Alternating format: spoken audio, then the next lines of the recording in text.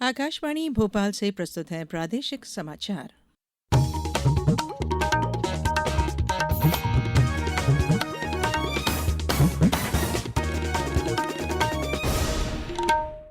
नमस्कार।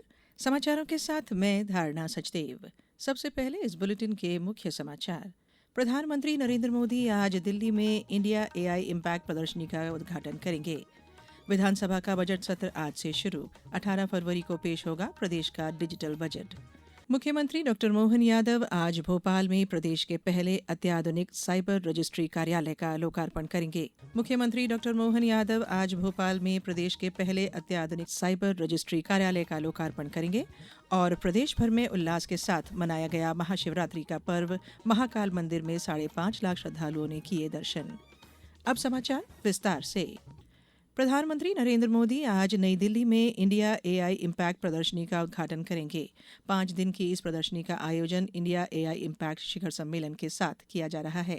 इसमें Australia, Japan, रूस, Britain, France, Germany, Italy, Netherland, Switzerland, Serbia, Estonia, Tajikistan और अफ्रीका सहित 13 देशों के मंडप होंगे।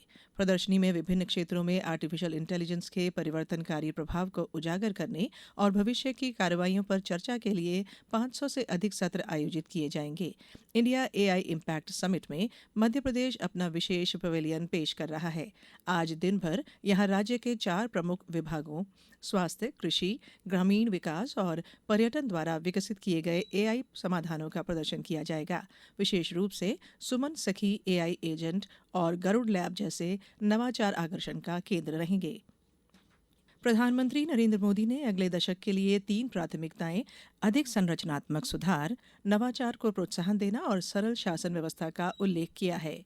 एक समाचार एजेंसी को दिए साक्षात्कार में कल श्री मोदी ने कहा कि उनकी सरकार की सुधार एक्सप्रेस से आम नागरिकों को व्यापक लाभ मिल रहा है।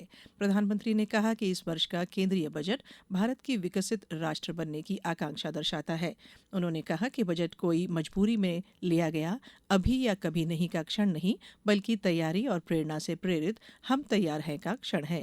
प्रधानमंत्री ने कहा कि जनता के लिए और अधिक हासिल करने और देश को आगे ले जाने की प्रबल इच्छा सदैव बनी रहती है। 16वीं विधानसभा का बजट सत्र आज से शुरू हो रहा है। राज्यपाल मंगूभाई पटेल के अभिभाषण के साथ सत्र का आगाज होगा, जो 6 मार्च तक चलेगा। 18 फरवरी को उप मुख्यमंत्री जगदीश देवड़ा प्रदेश का पहला डिजिटल बजट पेश करेंगे। इस बजट में सिंगस्त 2028 और कृषि कल्याण पर विशेष जोर रहने की उम्मीद है। दूसरी ओर विपक्ष ने इंदौर जलकांड और कर्ज जैसे मुद्दों पर सरकार को घेरने के लिए 8 स्थगन प्रस्ताव भेजे हैं, जिससे सत्र के काफी हंगामेदार रहने के आसार हैं।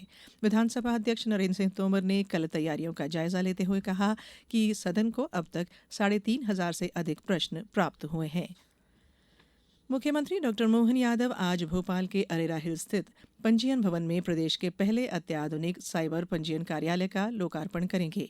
उप मुख्यमंत्री जगदीश देवड़ा की उपस्थिति में शुरू होने वाली नई व्यवस्था अत्याधुनिक सॉफ्टवेयर पर आधारित है, जिससे न केवल रजिस्ट्री की प्रक्रिया सरल होगी, बल्कि डेटा भी पूरी तरह सुरक्षित रहेगा। अब नागरिक बिना किसी मानवीय हस्तक्षेप के सुरक्षित और तीव्र गति से अपना पंजीयन कार्य पूर्ण करा सकेंगे। मुख्यमंत्री डॉ मोहन यादव ने कल उज्जैन में विक्रम उत्सव 2026 का शुभारंभ करते हुए एक बड़ी घोषणा की है।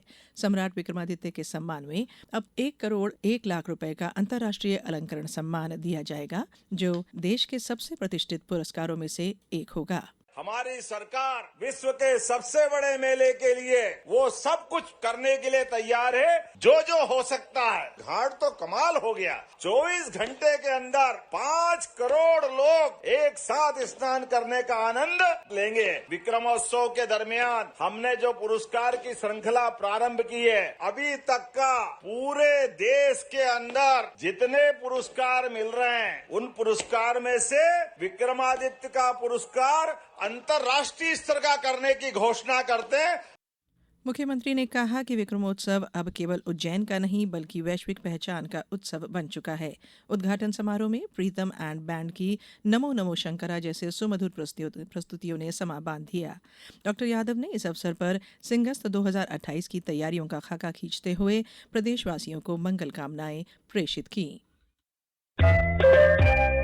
ये समाचार आप आकाशवाणी मध्य प्रदेश से सुन रहे हैं। ये समाचार बुलेटिन YouTube पर Madhya Pradesh news all India radio channel पर और Facebook साथ ही X प्लेटफॉर्म पर AIR न्यूज भोपाल पर सुने जा सकते हैं। इसके अलावा आप हमारी वेबसाइट newsonair.gov.in पर अथवा न्यूज ऑन AIR ऐप पर भी समाचार सुन सकते हैं। समाचारों में एक बार फिर आप सभी का स्वागत है।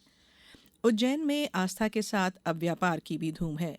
मुख्यमंत्री डॉक्टर मोहन यादव ने कल विक्रम व्यापार मेला 2026 का शुभारंभ भी किया। बीते बुधवार को शुरू हुए वन मेले को लेकर मुख्यमंत्री ने घोषणा की है कि उज्जैन में अब हर वर्ष वन मेले का आयोजन भी होगा।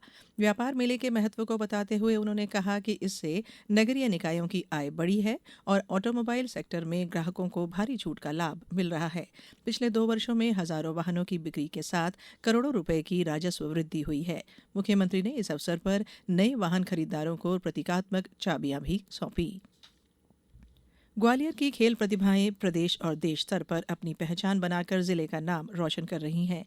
इसी कड़ी में टेनिस की उभरती हुई खिलाड़ी शांभवी सिंह ने 10 साल की उम्र में अपने शानदार खेल प्रतिभा के माध्यम से खेलो MP यूथ गेम्स में दूसरा स्थान प्राप्त किया है। पेश है एक रिपोर्ट।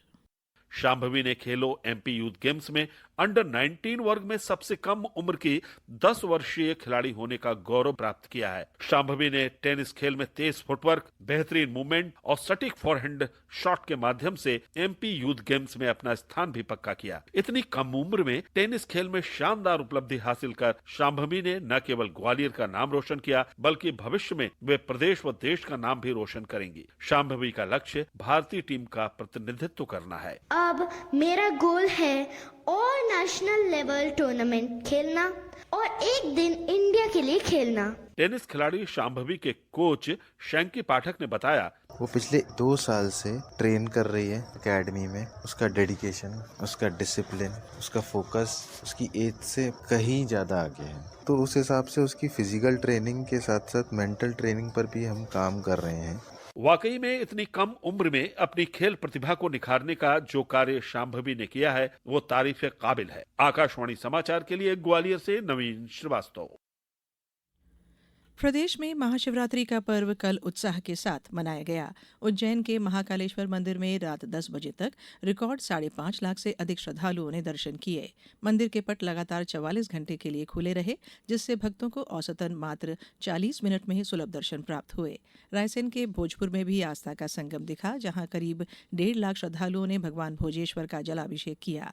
यहां केंद्रीय मंत्री शिवराज सिंह चौहान ने भी विशेष पूजा अर्चना की। वहीं शाजापुर के अकोदिया में भूतों की बारात ने सबका मन मोह लिया, जहां श्रद्धालु अनोखे वेश में झूमते नजर आए।